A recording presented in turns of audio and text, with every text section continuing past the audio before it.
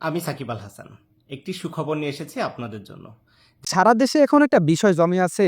Dhanmondi lake Suhrawardy উদ্যানে মাদক বিরোধী অভিযান, ডিসি মাসুদকে নিয়ে বিতর্ক আর সাথে 4 পুলিশ সদস্যর ঘটনা। লাইভে এসে সাকিব প্রথমেই বলেন দেশের আইন শৃঙ্খলা নিয়ে মানুষ চিন্তায় আছে, এটা স্বাভাবিক। ডিসি মাসুদ হোক বা অন্য কোনো মাদক বিরোধী অভিযান নিয়ে আলোচনা হওয়াই প্রয়োজন।